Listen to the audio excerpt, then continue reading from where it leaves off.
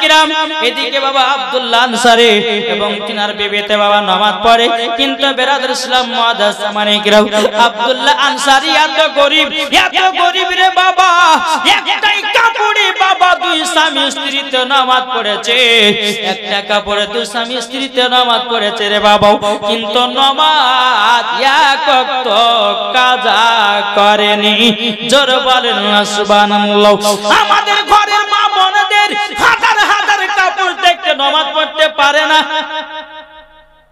কি গো পারে স্বামীকে বলে এটা নেবো কিন্তু নমাজের বেলাতে বলে এই কাপড় নাই ওই কাপড় নাই বাবা যে কত রকমের বাহানা দেয় অনেক মা বোনেরা বলে মাওলানা সাহেব নামাজ পড়বে কি করি এখন ছেলেকে মানুষ করতেছে ছেলে পেশাব করে দেয় ও মা জাননি এই বাহানাটা মাওলানাদের সামনে দিতে পারবে এই বাহানাটা দুনিয়ার মানুষের সামনে দিতে পারবে কিন্তু মা খাতুনে জান্নাত মা ফাতেমা রাদিয়াল্লাহু তাআলা আনহা জীবনে কোনদিন এক ওয়াক্ত নামাজ কাজা করেনি মা গো মা ওই রকম নারী হতে হবে মরার পরে জান্নাতি হয়ে যাবে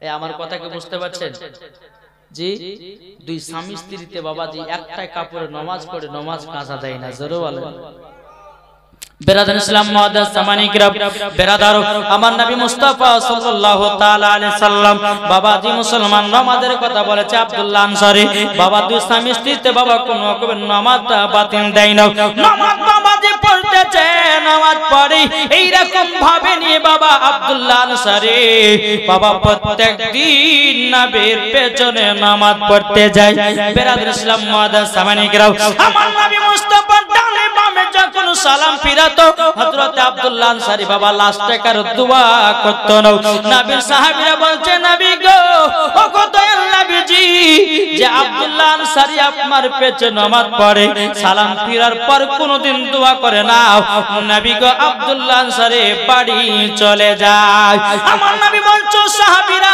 তবে শোনো গো শোনো আমি খোঁজ নেব আমি যাব তিনার বাড়িতে কেন নামাজের শেষে দোয়া করে নাও আমার নবী মুস্তাফা একবার দোয়া করি বাবাজি আব্দুল্লাহ আনসারীর বাড়িতে এসেছে আসার পরে বাবাজি সালাম দিয়েছে আসসালামু আলাইকুম আসসালামু আলাইকুম দুবার সালাম দিলেন তিনবার সালাম দিলেন বাবাজি বাবা সালামের জবাব পেলেন না আমার নবী মুস্তাফা তিনি আবার মসজিদে নববীর দিকে রওনা দিল মসজিদে নববীর দিকে যখন রওনা দাও এদিকে বেরাদার ইসলাম আব্দুল্লাহ আনসারী তিনার বিবিকে বলছে বিবি গো বিবি আমাদের বাড়িতে রহমাতুল লিল আলামিন এসেছিল আমাদের বাড়িতে গায়বের সংবাদদাতা নবী এসেছিল গো আমার বিবি কাপড়টা তাড়াতাড়ি করে দাও বাবাজি তিনার বিবি যখন নামাজ আদায় করে নিল কাপড়টাকে পরিধান করি বাবাজি দরওয়াজা খুলে দেখছেন নবী অনেক দূরে বাবা চলে গেছে বেরাদার আব্দুল্লাহ আনসারী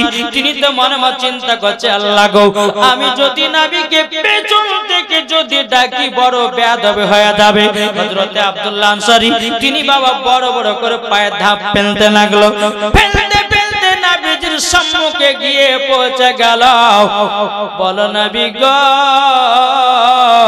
ওগো নবীজি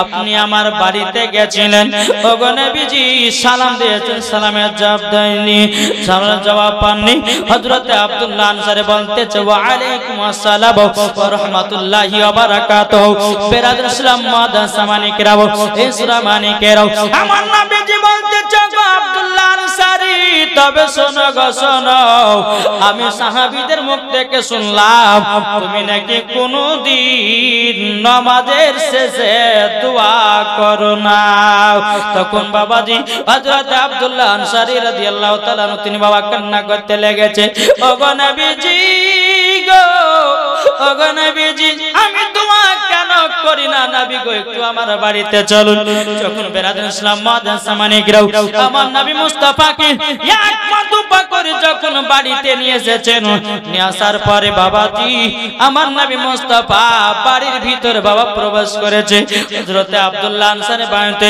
কিন্তু বাবাজি আব্দুল্লাহ আনসারী বাড়িতে একটা গর্ত করা আছে রে বাবা ওই গর্তের ভিতরে হযরত আব্দুল্লাহ আনসারীর বিবি জানো বসে আছে।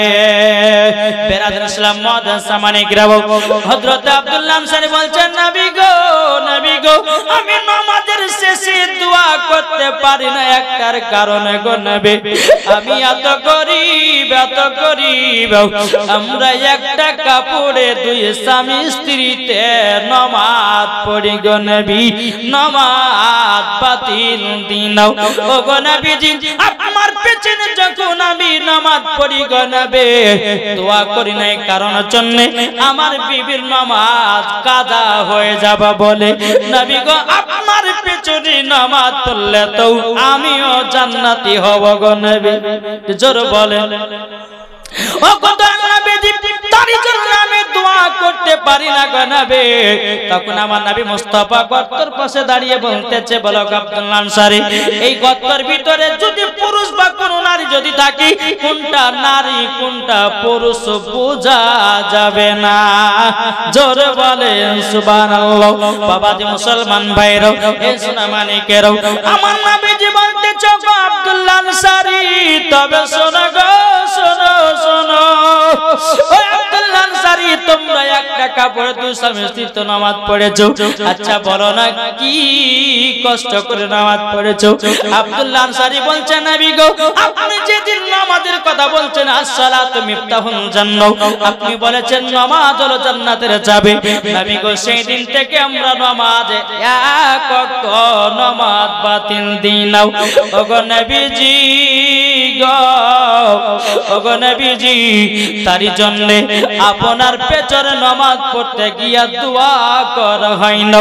আমার নবী বলছে, আব্দুল্লাহ আনসারী তুমিও জান্নাতি, তোমার বিবিও হলো জান্নাতি।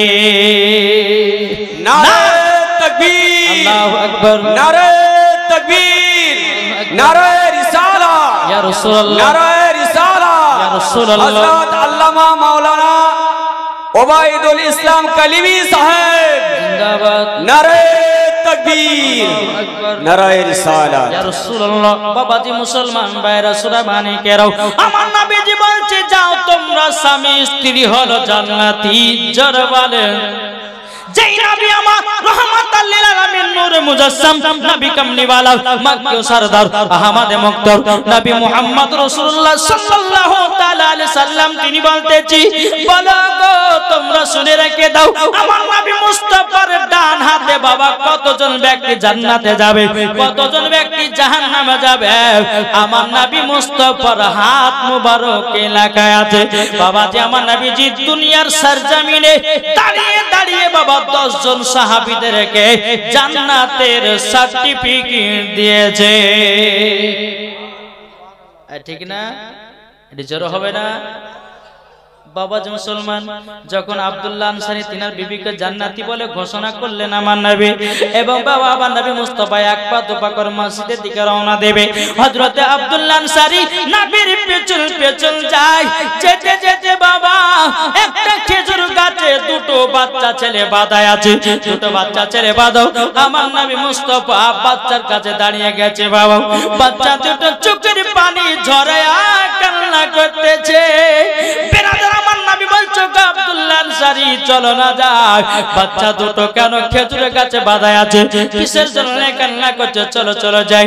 বাবাজি আমার নবী মুস্তাফা আব্দুল্লাহ আনসারীকে নিয়ে গেল, নিয়ে যাওয়ার পরে আমার নবী বলছে, বাচ্চারা তবে শোনো গো, তোমরা এইরকম ভাবে কান্না করছো কেন? বাচ্চা দুটো বলছে, নবী গো আমরা কান্না করতেছি একটার কারণে, আমরা হলাম দু ভাই, আমরা প্রায় 3 দিন থেকে 4 দিন ধরে 7 দিন ধরে খাই নাই। ওগো নবীজি এই গাছের দুটো খেজুর খেয়েছি বলে আমাদেরকে এক ইহুদি গাছে বেঁধে রেখেছে। আমার নবী বলতেছে, গো সন্তানেরা তোমাদের বাড়ি কোথায়, তোমার আব্বার বাবার পরিচয় কি? দোনো সন্তান আব্দুল্লাহ আনসারী বাবা মুখে মুখে তাকাতেছে বাবা।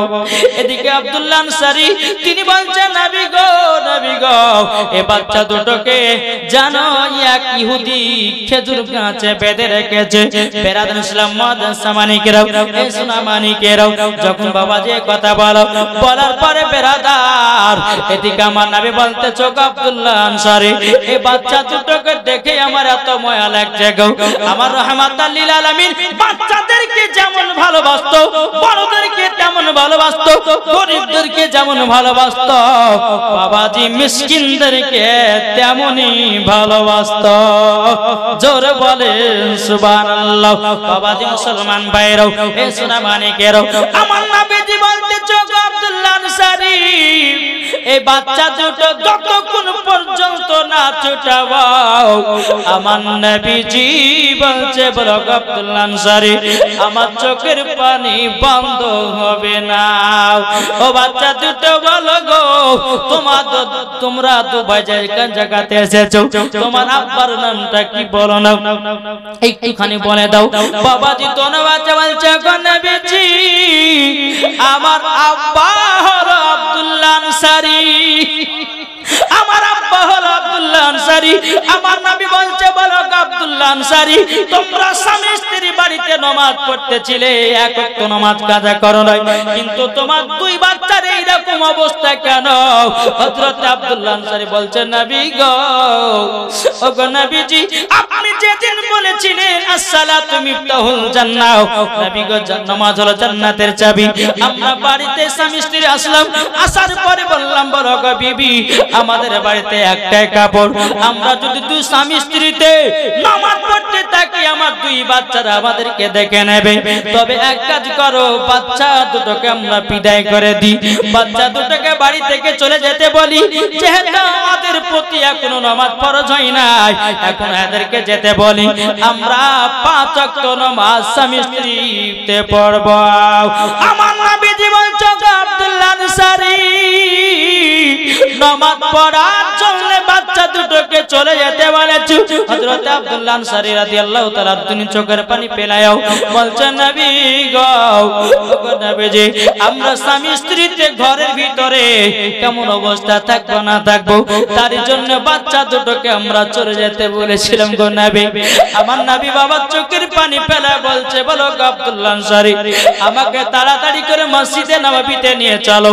বেরাদার ইসলাম মাদ্রাসা মানিকেরাও যখন বাবাকে নিয়ে যাওয়া হলো নিয়ে যাওয়ার পরে আমার নবী এত জোরে জোরে করে কান্না করতেছে বাবা।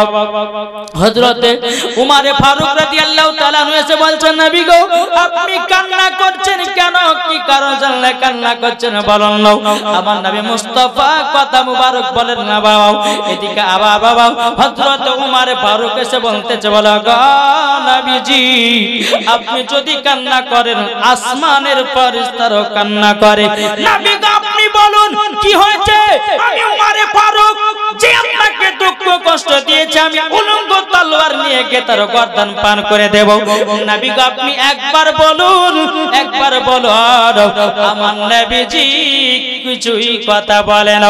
হযরত বাবাজি আব্দুল্লাহ আনসারী বলছেন নবী গো আপনি চোখের পানি থামিয়ে দিন আমার বাচ্চা দুটোর জন্য চোখের পানি ফেলাচ্ছে। আমার নবী বলছে আব্দুল্লাহ আনসারী বাচ্চা দুটোর জন্য চোখের পানি ফেলাচ্ছে কারণে দুটি বাচ্চা খেজুরের গাছে দুটো খেজুর খাওয়ার পরিবর্তে এই বাচ্চা দুটোকে এক ইহুদি গাছে বেঁধে রেখেছে যতক্ষণ পর্যন্ত বাচ্চা দুটোকে না ছুটিয়ে নিয়ে আসবে আমার নবীজি বলেন চোখের পানি বন্ধ হবে না। বাবাজি মুসলমান ভাইরাও এই সোনা মানিকেরাও হযরত বাবাজি মুসলমান সোনা মানিকেরা উমর ফারুক রাদিয়াল্লাহু তাআলা আনহু বলছেন নবী গো ওগো নবীজি আমি যাই ইহুদের কাছ থেকে দোনো বাচ্চাকে আমি ছুটায়া নিয়ে আসি।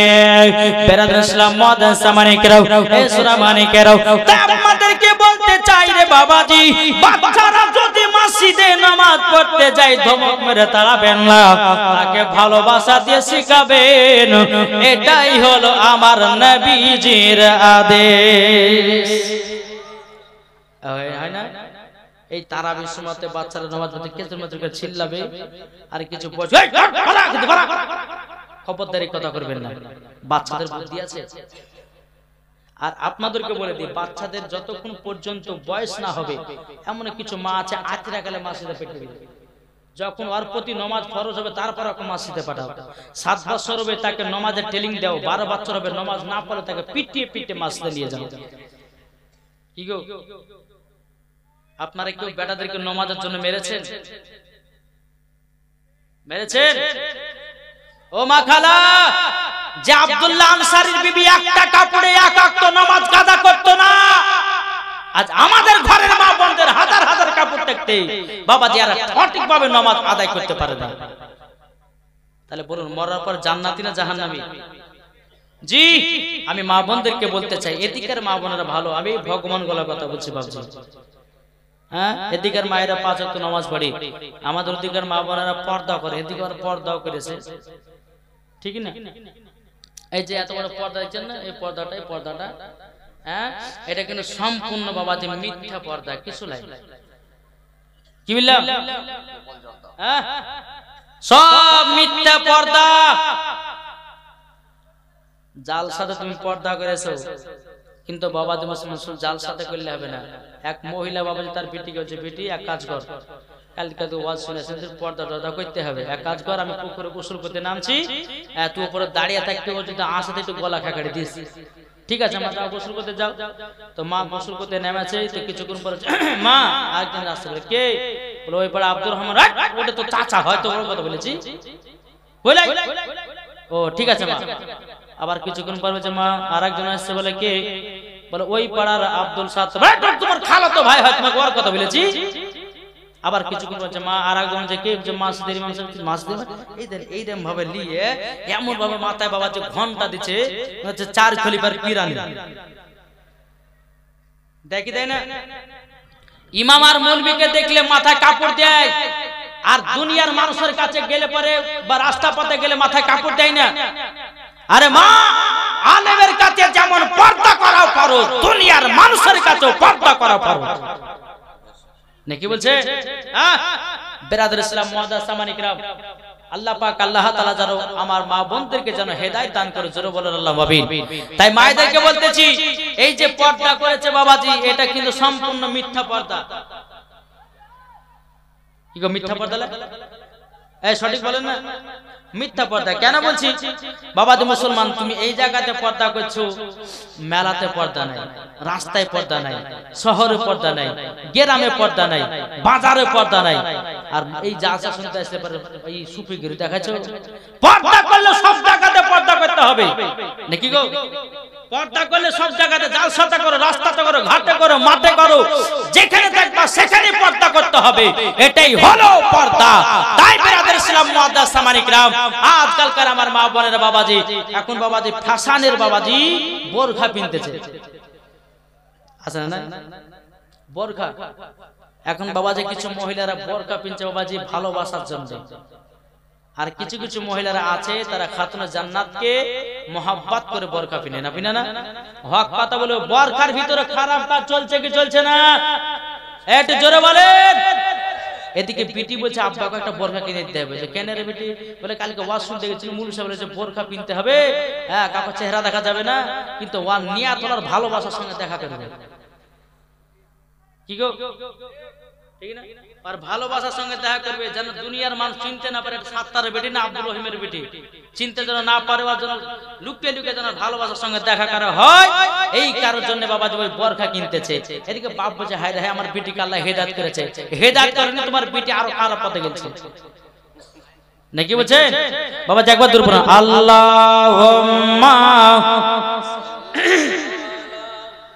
সাইয়্যিদানা মাওলানা মুহাম্মাদ ওয়ালা আলে সাইয়্যিদানা মাওলানা মুহাম্মদ সাল্লাল্লাহু আলাইহি ওয়াসাল্লাম। তাই কবি বলতেছে, আমাদের প্রভু এক নবীর উম্মত, জীবন বিধান বাণী সেই আল কোরআন। জোরে বলেন আমাদের প্রভু এক নবীর উম্মত, জীবন বিধান এক, বাণী সেই আল কোরআন। তবে কেন এখনো হে মুসলমান এক করি আহ্বান। জোরে বলেন তবে কেন এখনো হে মুসলমান এক করি আহ্বান।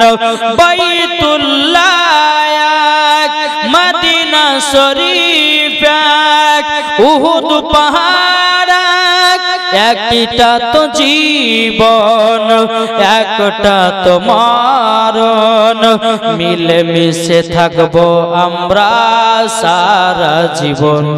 জোরে বলেন তবে কেন এখনো হে মুসলমান এক করি আহ্বান।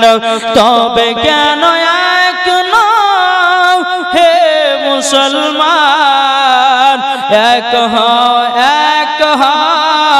করি আহ্বান। আল্লাহুম্মা সাল্লি আলা। তো বাবাজি মুসলমান আমার নবী মুস্তাফা ঝরঝর করে বাবা চোখের পানি ফেলাতেছে। বেরাদার ইসলাম মুআদ্দাস সামানে কিরাম, এ সোনা মানে কিরাম, হযরত আবু বকর সিদ্দিক রাদিয়াল্লাহু তাআলা আনহু তিনি বলছেন নবী গো, ওগো নবীজি একবার বলুন না, ওগো নবীজি আমরা ইহুদির গাছটা তুলে নিয়ে হাজির করে দেব। জোরে বলেন সুবহানাল্লাহ।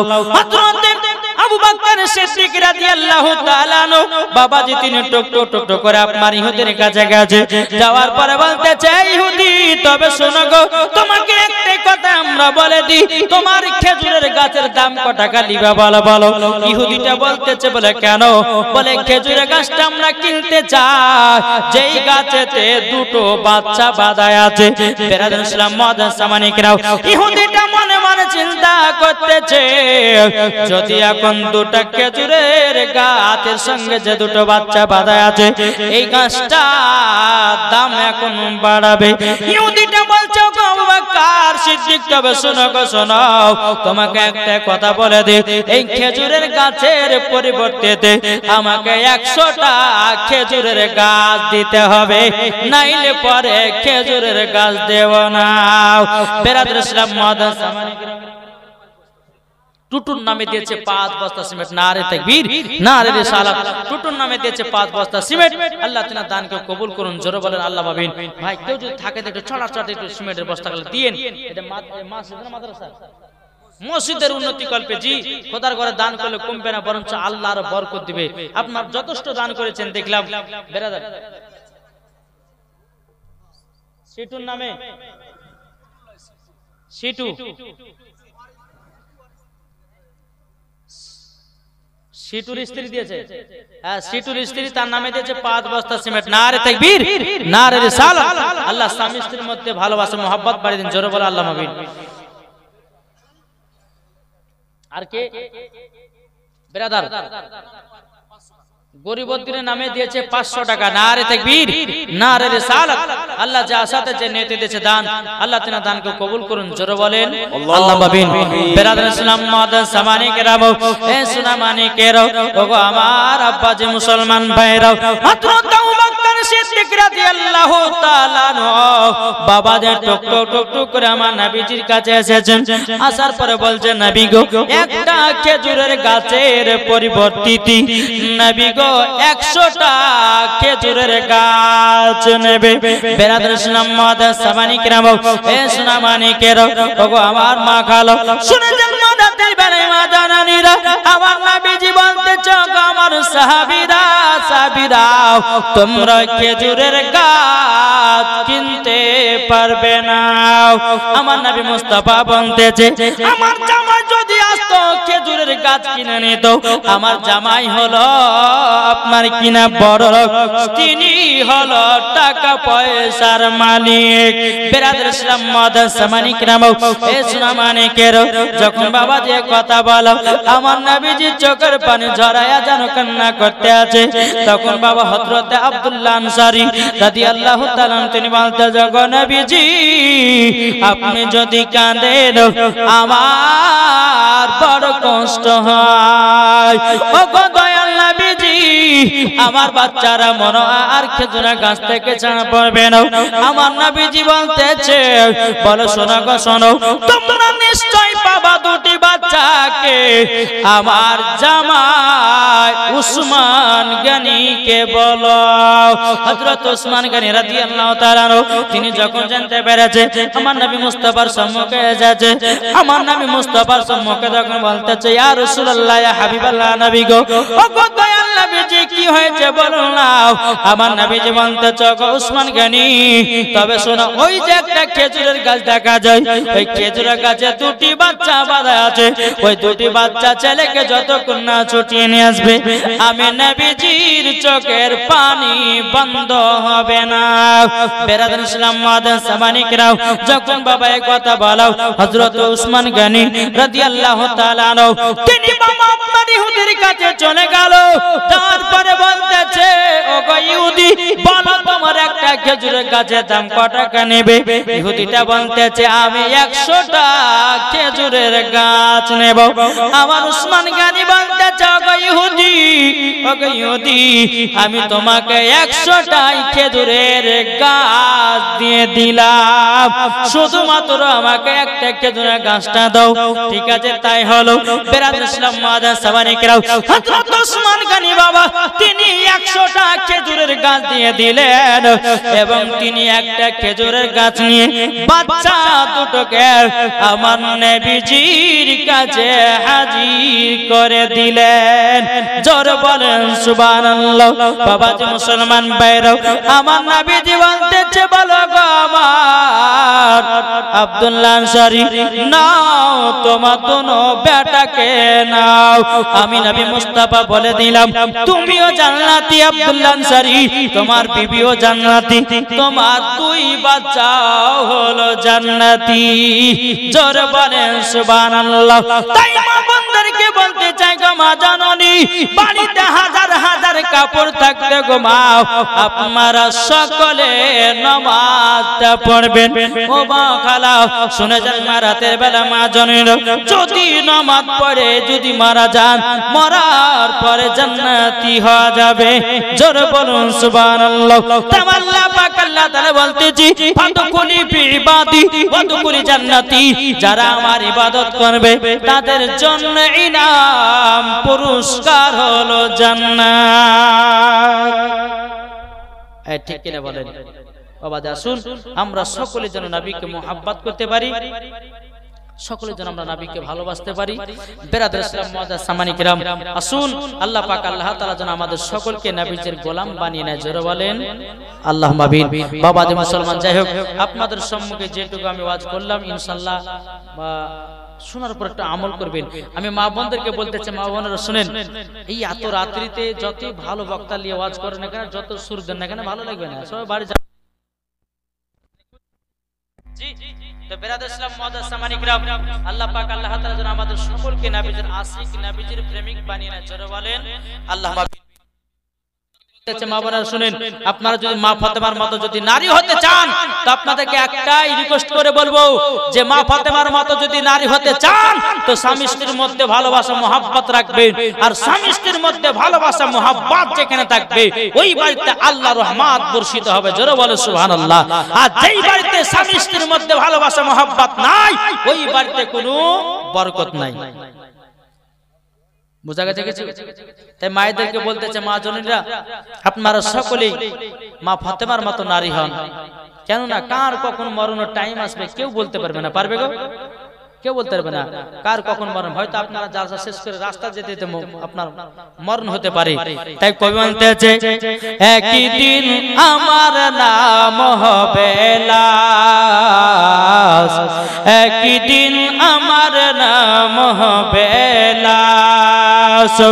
একদিন আমার নাম হবে লাশ, একদিন আমার নাম হবে লাশ। সাদা কাপন পরবে দেহ, রবে না আর আপন কেহ। সাদা কাপন পরবে দেহ, রবে না আর আপন কেহ। বন্ধ হবে নিঃশ্বাস, একদিন আমার নাম হবে লাশ, একদিন আমার নাম হবে লাশ। মসজিদে এলান হবে, এক এক জানবে সবে, সকলে আসবে তোমার বাড়ি। মসজিদে এলান হবে, এক এক জানবে সবে, সকলে আসবে তোমার বাড়ি। বড় পাতা গরম পানি আনিবে কো আতর দানি, বড় পাতা গরম পানি আনিবে কো আতর দানি। কেউ গিয়ে কাটবে ঝাড়ের বাস, একদিন আমার নাম হবে লাশ, একদিন আমার নাম হবে লাশ, একদিন আমার নাম হবে লাশ, একদিন আমার নাম হবে লাশ। ঠিক না?